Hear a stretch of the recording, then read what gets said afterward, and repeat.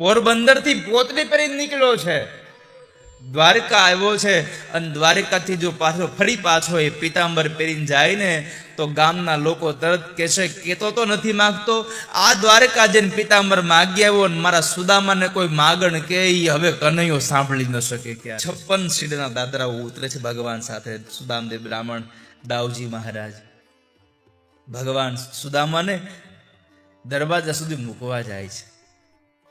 શું એ દ્વારિકાનો વૈભવ છે વાલા! આખી સોનાની દ્વારિકા હતી. જે સોનાની દ્વારિકાનો વૈભવ હતો એ જ વૈભવ આજે પથ્થરની દ્વારિકામાં છે. કારણ એટલું જ કહેવું ગમે છે કે કદાચ એ સમયમાં આપણે હતા નહોતા ખબર નહીં, કે ત્યારે એ સોનાની દ્વારિકા હતી ત્યારે ભગવાનના શિખર ઉપરની ધજાઓ કેટલા દિવસે બદલશે ખબર નહીં, પણ આજે વૈભવ એટલા માટે છે કે રોજની 5 ધજાઓ બદલે ને છતાં 2-5 વર્ષે વારો આવે ને એટલી ધજાઓ બુક થયેલી પડી છે. આટલો વૈભવ ભગવાન દ્વારિકાના નાથનો વિસરાયો છે વાલા, આટલો વૈભવ છે. અને ક્યારેક દ્વારિકાના મંદિરમાં જાઓ અને મંદિરમાં ભીડ હોય ને તો ભગવાનની મૂર્તિ સામે ઉભા રહીને તમારો સંકલ્પ કરવાનો કદાચ અવસર ન મળે તો નારાજ ન થતા. ક્યારેય નારાજ ન થતા. મંદિરની બહાર નીકળી પરિક્રમા કરી અને 52 ગજની ધજાના પડછાયા નીચે ઉભા રહી અને સંકલ્પ કરજો. ભરોસા સાથે કહું છું, 52 ગજની ધજા નીચે કરેલો સંકલ્પ 52 ગજની ધજા વાળો સ્વતંત્ર પુરુષ મારો તમારો. તમારો સંકલ્પ સારો હોવો જોઈએ, સંકલ્પ સિદ્ધ હોવો જોઈએ. સંકલ્પ કરજો વાલા. સુદામદેવ બ્રાહ્મણને મૂકવા જાય છે. છેલ્લી વાત દાઉજી મહારાજે કરી, કનૈયા એક કામ કરને, દારૂકને કહેને રથમાં બેસીને મૂકી આવે. સાચી વાત છે મોટા ભાઈ, પણ એક કામ કરો, સુદામાને મારા દ્વારિકાની ધરતીમાંથી ચાલીને જવા દો. કારણ સુદામા જેવો પાવન અને પવિત્ર બ્રાહ્મણ એના ઉઘાડા પગે મારી દ્વારિકાની ધરતીમાં ચાલશે ને તો મારી દ્વારિકાની ધરતી પાવન અને પવિત્ર બની જશે. શાસ્ત્રો એમ કહે છે કે બ્રાહ્મણના જમણા પગના અંગૂઠામાં 68 તીર્થોનું પુણ્ય સમાયેલું છે. સુદામદેવ બ્રાહ્મણ ચાલતા ચાલતા પોરબંદર આવે છે, અને પોરબંદર જ્યારે આવ્યા એ પોરબંદર આવતાની સાથે પોતાના ઝૂંપડા ગોતે કે ઝૂંપડા મળે નહીં, મહેલ મળ્યા છે. બાળકો રાજાના કુંવર જેવા, કનૈયા કુંવર જેવા કપડાં પહેરીને આવ્યા છે. પિતાશ્રી આવ્યા, હાથ પકડીને લઈ જાય છે. સુશીલા નારી 16 શણગાર સજી આરતીની થાળી તૈયાર કરી, અને એ સમયે સુશીલા નારી પોતાના પતિની સેવા કરવા માટે, આરતી ઉતારવા માટે આવે છે. અને એ સમયે સુદામદેવ બ્રાહ્મણે પ્રશ્ન કર્યો છે, શીલા શું છે આ બધું? શું છે આ? અને ત્યારે સુશીલા એટલું બોલ્યા છે, પતિદેવ, દ્વારિકાથી તમારા મિત્ર આવ્યા હતા અને એ મિત્ર કૃષ્ણ આવી અને આ બધું આપી ગયા છે. કૃષ્ણ આવીને આપી ગયા શબ્દો સાંભળ્યા. આકાશ તરફ નજર કરીને સુદામા એટલું બોલ્યા છે કે એ કનૈયા, દ્વારિકામાં એક પીતાંબર કઢવી લીધું અને પોરબંદરમાં આટલું આપી દીધું તે મને. લખ્યું છે કે જે કોઈ માણસ સુદામ ચરિત્રની કથાને સાંભળશે એના જીવનમાં ક્યારેય દરિદ્રતા નહીં આવે, એને ગરીબાઈ નહીં આવે. 10મ સ્કંદને ત્યાં વિશ્રામ આપ્યો. 10મ સ્કંદના વિશ્રામ સાથે 11મો સ્કંદ એટલે ભગવાનના સ્વધામગમનની કથા છે. ભગવાને જ્યારે લીલા સમેટવાની કથા આવી, રાજા બ્રાહ્મણોના શાપને લઈ અને ભગવાને યદુવંશનો ક્ષય કર્યો છે. યદુવંશના ક્ષયની કથા એટલે પરીક્ષિત રાજાએ પ્રશ્ન કર્યો, બાપજી, બ્રાહ્મણોનો એવો તો કયો અપરાધ થયો કે આથો યદુવંશ સમાપન થઈ જાય? તો કહે છે કે જાંબવતીના દીકરા સાંબ પોતાના મિત્રો સાથે કુબુદ્ધિ સૂજી અને એ કુબુદ્ધિની અંદર પેટે પાત્ર બાંધી અને જ્યાં ઋષિ મુનિઓનું સત્ર ચાલતું હતું ત્યાં ગયા છે અને બ્રાહ્મણોને કહ્યું છે કે અમારી સાથે એક સ્ત્રી આવી છે, આ સ્ત્રી ગર્ભવતી છે, પણ તમને પૂછતા માટે જરા શરમ અનુભવે છે, એટલે એના બદલામાં અમે પ્રશ્ન કરીએ છીએ, આ સ્ત્રીને દીકરો આવશે કે દીકરી આવશે? બ્રાહ્મણો ક્રોધિત થયા છે અને કીધું કે હે યાદવો, તમે મતિથી ભ્રષ્ટ થયા છો, ન કરવાના કામ કરી રહ્યા છો, તમે બ્રાહ્મણોનું અપમાન કર્યું છે, જાઓ શ્રાપ દઈએ છીએ, નહીં દીકરો આવે નહીં દીકરી આવે, યદુવંશનો ક્ષય કરે એવું હળ મુસળ પેદા થશે, હળ મુસળ પેદા થશે. બ્રાહ્મણોના શ્રાપથી ગભરાઈ ગયા. યદુવંશને બે વ્યક્તિનો શ્રાપ હતો. એક કૌરવોની માતા ગાંધારીનો શ્રાપ હતો. પશુના મોતે મરીશ, એકલો મરીશ, અસહાય મરીશ. આ બે શ્રાપને લઈ અને યદુવંશનો ક્ષય થવાની તૈયારી છે. એ યદુવંશના ક્ષયમાં સમય વ્યતીત થવા લાગ્યો. ભગવાન હવે લીલા કરવાની તૈયારી છે, લીલા સમેટવાની તૈયારી કરી રહ્યા છે. જ્યારે ભગવાન લીલા સમેટવાની તૈયારી કરે છે એવા સમયે ઉદ્ધવને ખબર પડી જાય છે કે પ્રભુ હવે લીલા સમેટી રહ્યા છે, સ્વધામ ગમનની તૈયારી કરી રહ્યા છે. એટલે ભગવાનના પગ પકડી અને ભગવાન પાસે પ્રાર્થના કરી રહ્યા છે. દેવ દેવેશ યોગેશ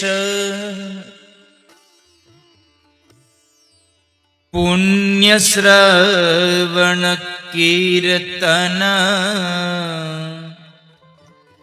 સંહત્યેતત કુલમ નૂનમ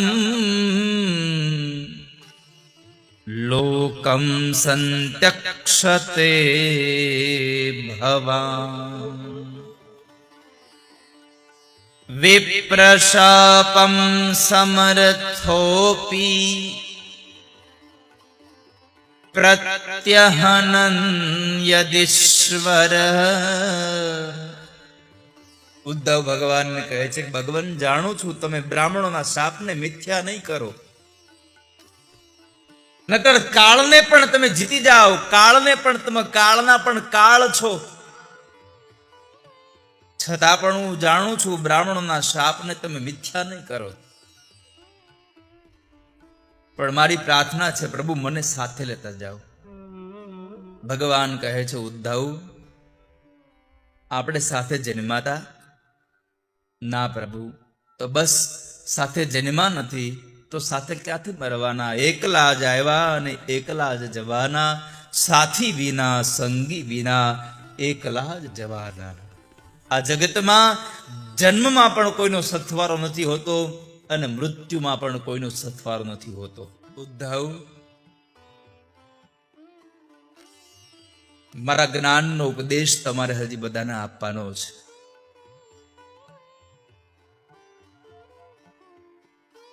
તમને હું શ્રાપમાંથી મુક્ત કરું છું. રામા અવતારમાં મેં મારી પાદુકાઓ ભરતને આપી હતી અને કૃષ્ણ અવતારમાં મારી પાદુકાઓ હું તમને આપું છું. મારી પાદુકાઓ તમને આપું છું. ભગવાને સંદેશો દેવડાવ્યો છે ઉદ્ધવ દ્વારા. પછી તો દત્તાત્રેયના 24 ગુરુઓની કથા છે. નારદજી જ્યારે વસુદેવજી મહારાજ પાસે આવે છે, વસુદેવજી ઓળખી જાય છે, પછી તો પોતાના દીકરાનું પણ જ્ઞાન થઈ જાય છે કે મારો દીકરો એ બ્રહ્મ છે. અને પછી જ્ઞાનની વાતો સાંભળવા માટે નારદજી પાસે વાત કરી, ત્યારે દત્તાત્રેયના 24 ગુરુઓની વાત કરી, નવયોગેશ્વરની કથા કરી. અને એ સમયે ભગવાને જે ઉપદેશ કર્યો છે એ ઉપદેશમાં દુર્લભો માનુષો દેહો દેહિનામ ક્ષણભંગુર તત્રાપી દુર્લભમ મન્યે વૈકુંઠ પ્રિય દર્શન. આ જગતમાં સૌથી જો કોઈ દુર્લભમાં દુર્લભ અવતાર હોય તો મનુષ્ય અવતાર છે, અને એ પણ ક્ષણભંગુર છે. ક્યારે આવીને કાળ પકડી જાય ભરોસો નહીં, પણ આ ક્ષણભંગુર અવતારમાં પણ જો ભગવાનનું ભજન થાય તો સમજો પરમાત્માની અતિ કૃપા તમારા પર વરસી છે કે ભગવાને તમને સત્સંગમાં બેહાડ્યા છે. ભગવાન પોતાની માયા જ્યારે સમેટવા જઈ રહ્યા છે, બ્રાહ્મણોના શાપને લઈ અને દ્વારિકામાં અનિષ્ટ થવા લાગ્યા છે, અને એ અનિષ્ટને લઈને ભગવાન હવે પોતાના યાદવોને લઈ અને પ્રભાસ ક્ષેત્રમાં તીર્થ ક્ષેત્રમાં તીર્થના દેવતાનું પૂજન કરવા માટે તૈયાર થવા ગયા છે કે ચાલો ભાઈઓ આપણે તીર્થોમાં જઈને પૂજન કરીએ. કાળ જેનાથી ડરે એ સ્વયં કાળ પોતાના પરિવારને કાળના મોઢામાં લઈ જાય છે.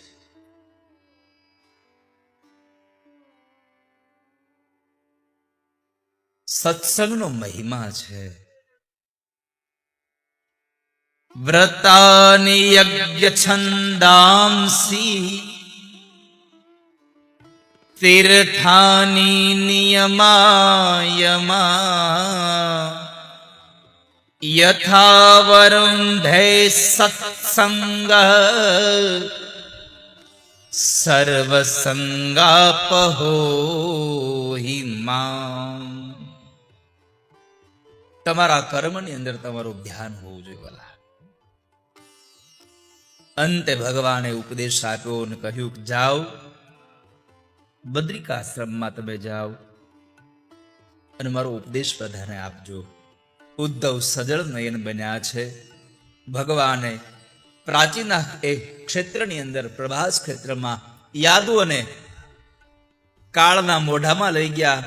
ભગવાને એવી માયા રચાવી એ માયાથી કોઈ બચી ન શકે. મારે એટલું જ કહેવું છે, માયાથી બચવું હોય તો માયાપતિનું શરણ ગ્રહણ કરજો વાલા. જો માયાથી બચવું હોય તો માયાપતિનું શરણ ગ્રહણ કરજો. તો એવા સમયે બધા જ યાદવો અંદરો અંદર ઝઘડ્યા છે. સગો ભાઈ સગા ભાઈને મારી નાખે, બાપ દીકરાને મારી નાખે છે. યાદવા સ્થળી સમાપન થયું. ભગવાન પ્રભાસ ક્ષેત્રમાં ગયા છે, પીપળે ગયા અને ચતુર્ભુજ નારાયણ બેઠા છે. હિરણ નદીના સામે કિનારે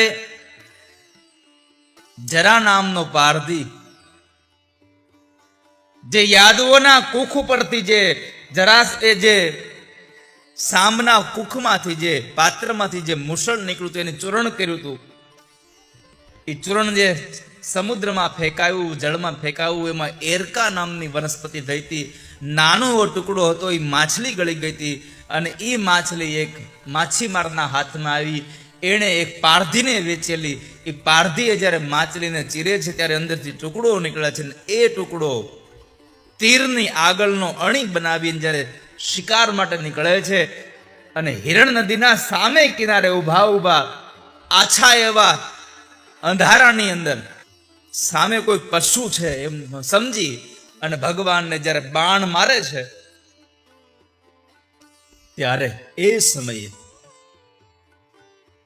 ભગવાનના જમણા પગમાંથી બાણ નીકળ્યું, ગોઠણમાં વાગ્યું, ગોઠણમાંથી નીકળી અને રક્તની ધારાઓ થઈ છે. અને એવા સમયે જરા જ્યારે નજીક આવે છે ત્યારે ભગવાનને જોયા. ભગવાનના પગમાં પડીને ભગવાન પાસે રડી રહ્યો છે, પ્રભુ મને માફ કરો. ભગવાન કહે છે જરા ચિંતા ન કરીશ, દુઃખી ન થા. આ તારો મારો હિસાબ અહીંયા સમાપન થયો છે. પ્રભુ મારો શું હિસાબ? અને ત્યારે ભગવાને યાદ કરાવ્યું, જરા ગયા જન્મમાં તું વાલી હતો, હું રામ હતો, મેં તને બાણ માર્યું તું. આજ તું જરા છો, હું કૃષ્ણ છું, તે મને બાણ માર્યું. મારો ને તારો હિસાબ અહીંયા સમાપન થઈ ગયો છે. આના જેવો ન્યાયાધીશ આ જગતમાં ક્યાંય મળે સાહેબ? કોણ જગતમાં ભગવાન કૃષ્ણ જેવો ન્યાયાધીશ મળે કે ગયા જન્મનું કર્મ હજી બાકી હતું, આ જન્મમાં પોતે એના હાથનું બાણ ખાઈને પોતાનો બદલો ચૂકતે કરી દો. આ તારું ને મારું અહીંયા પૂરું થયું ઋણ.